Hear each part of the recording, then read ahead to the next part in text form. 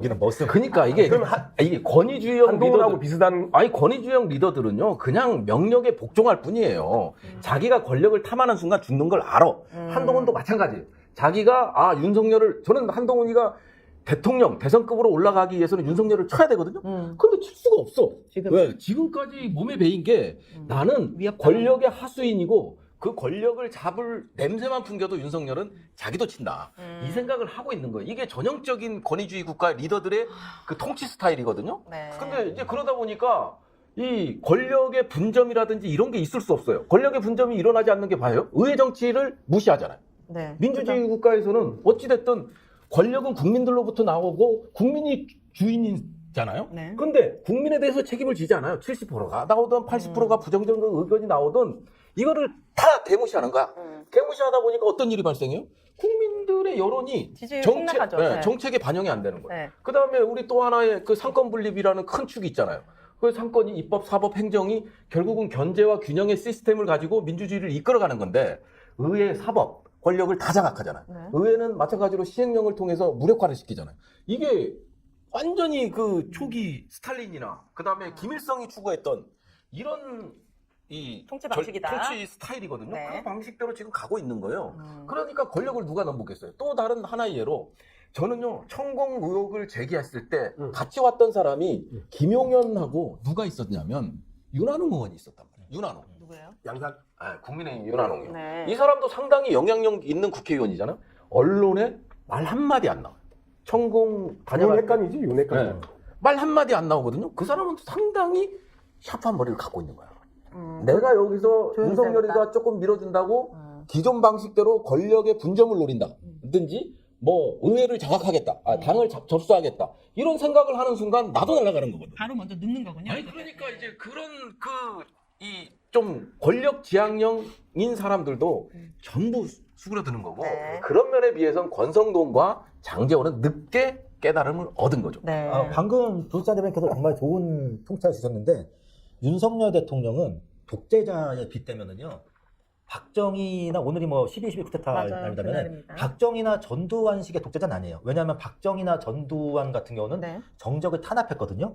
그럼 윤석열은 왜 저기 김일성이나 스탈린식의 독재자면은 스탈린이나 김일성의 특기가 뭐냐면은 이 사람들은 정적을 탄압하는 게 아니라 정적의 뒤통수를 쳐요. 네, 뒤통수를 쳐요. 저는 단적으로 그 윤 대통령을 흥하게 한 것도 따봉이지만은 망하게 한 것도 따봉인데 이를테면은 저는 예전에 이제 저는 예전에 윤석열이 언제 대선에서 이길 것 같다는 느낌을 받았냐면은 네. 이준석 전 대표를 추출하려는 국민의힘 의원총회장에서 와가지고 이준석 전 대표에게 공개적으로 이거 따봉을 날렸을 때 저는 저 사람이 대통령이 될 수도 있겠다. 왜냐면 굉장히 좀 나름대로 좀 열려있고. 대인배적인 모습을 연출했거든요. 네. 대신에 저 사람이 참 불행한 대통령이 되겠다는 느낌을 또 언제 받았냐면은 네.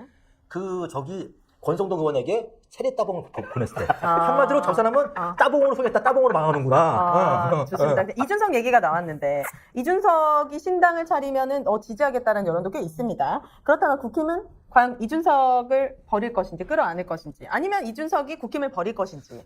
제가 이제 방금 여기 방송 시작 전에 이준석 전 대표의 페이스북 글을 봤는데 이준석 전 대표는 지금 네. 창당을 당하기 위해서 엄청 노력을 하고 있어요. 창당을 당하기 위해서. 이준석 전 대표가 이제 드디어 이제 윤 대통령을 직접하기 시작했거든요. 우리 당이 망한 거는 네. 김기현은 나름대로 매너 있는 사람이고 이게 다 김기현을 이용해 먹고 한마디로 김기현 뒤통수를 친 윤석열 때문에 우리한테 망하고 있다. 네, 드디어 이제 그러니까 어떻게 보면 신당을 그럼 차립니까? 왜냐면은 이런 그러니까 이거예요. 그 이른바 보수에서는 이준석을 계속 껴안으라고 주문을 하고 있는데 얘기하던데 조중동에서 이겁니다. 이준석 전 대표는 윤석열 대통령과 화해하는 순간 죽어요. 왜요? 정치적으로 사망해요. 양두구육을 팔았기 때문에? 아닙니다. 그거는 한마디로 자기의 존재를 부정하는 거거든요. 왜냐면은 우리 보통 그렇게 생각하면 됩니다.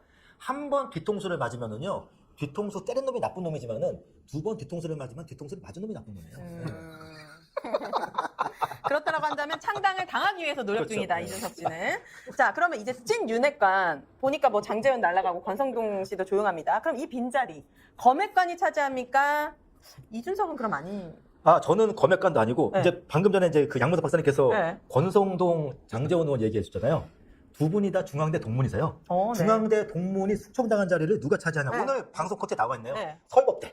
서울법대 예, 서울법대. 검액관들이 예, 차지할 검액관 것이다. 중에서도 서울법대 출신들이. 서울법대 예. 출신들이 차지할 것이다. 저도 동일한 생각을 가져요. 왜냐하면 윤석열 입장에서도 결국은 이 뭐냐면 아까도 얘기했지만 검찰 조직을 이해하는 그런 이 검핵관들이 중심을 잡을 거라는 생각이 드는 게 네. 검찰도 상명하복이 아주 엄격한 조직이거든요. 그렇죠. 그러다 보니까 군대도 마찬가지로 상관에게 조금이라도 반항하거나 이러면 항명죄가 가장 군형법상의 가장 무서운 죄거든요. 네. 예. 그리고 이제 전시에는 상관에 이제 의해서 직결 처분도 가능할 정도. 마찬가지로 군 검찰도 동일한 그런 조직 습성을 갖고 있어요. 그러다 보니까 지금 윤석열은 이미 정치인들, 그러니까 밖에 물을 먹어본 사람들을 써봤거든요. 그러니까 얘네들은 그냥 기계같이 쓰고 마모되면 버리는 거예요. 그리고 이제 원희룡 국토부 장관같이 똑똑한 사람들, 생각이 빠른 사람들은 그냥 뭐 양평 고속도로니 뭐니 그냥 완전히 충성을 다하면서 자기 살 길을 찾아가는 거고, 네. 그리고 이제 나와서 이제 이제 국회의원이 돼서 네. 레임덕이 빠질 그 상황을 기다리는 거고요. 대통령 입장에서는 그러면 누구냐? 결국은 나의 권력을 탐하지 않은, 내가 갖고 있는 권력, 김건희가 갖고 있는 권력, 실제적으로 김건희가 갖고 있지만 그 권력을 탐하지 않는 조직은 검핵관밖에 없다. 그래요? 그래서 네. 저도 이런 윤핵관의 기본은 서울법대. 그래서 제가 이제 한마디 보탠데 충분히 다 동의를 하는데 원희룡이 똑똑하다는 표현에 대해서는 내가 동의를 할 수가 없어요. 원희룡처럼 잔대가리를 잘 굴리는 그런 의미로 똑똑하다는 말씀이신 그런 거죠? 얘기했어요. 네. 아니 보세요. 혹시 본인의 사익을 위해서는 아니 아주 세상- 생존을 위한 거죠. 사익보다는 생존을 위한 생존이야 잔대가리지 그냥. 아니 생존을 위해서 정말 마모될 정도로 돌린 거죠. 오. 마모될 정도로 돌려서 그 서울 양평 고속도로 이 사건을 내가 총대를 매는 거잖아요. 예, 총대를 맺고 그 다음에 이제 대통령이 고생했어. 그러면서 이제 딱 나가는 거죠. 저는 나중에 원희룡 의원이 이제 천수를 다 하신 다음에 네. 한번 만약에 어떠한 그 생물학자가 원희룡이 한번 뇌를 한번 해부해 본다면은 네. 원희룡 의원은 뇌가 세 개 같아요. 대뇌, 소뇌, 잔뇌. 그 정도로 발달되었다. 네. 아니 그래도 사법고시 1등, 오. 학력고사 1등. 뭐 그다음에 뭐죠? 세가 삼관왕했다는데? 아유, 그건 대내에서 나오는 거죠. 모르겠습니다. 그런데 그분이 여하튼 제가 알기로는 원희룡 의원은 정확히 대학 시험까지는 뇌가 2개였는데 그 다음에는 뇌가 3개가 됐어요. 잔뇌까지는. 아니 국민의 입장에서는 아무리 시험 잘 보고 똑똑한 그렇게 시험을 잘 보는 그런 똑똑한 사람들이 좀 필요가 없다라는 느낌이 들어요. 경험을 많이 해보고 국민들에게 들어가서 좀 공감을 많이 해보고 그런 사람들을 원합니다. 근데 솔직히 말해서 우리나라 물론 다는 아니겠습니다만 네. 우리나라에서 사법고시 응시하는 사람들 대부분은 지 혼자 잘 먹고 잘 살려고 하는 거지 그 사람들이 되게 열심히 있어요. 그러니까 사법고시 출신들이 정말 선별해서 정치까지는 하지 않았으면 좋겠어요. 그냥 법 쪽에만 있으면 좋겠어요. 정치를 해도 저도 해도 되는데 이 프로그램 언제 끝나는 거야? 이제 2분 남았습니다.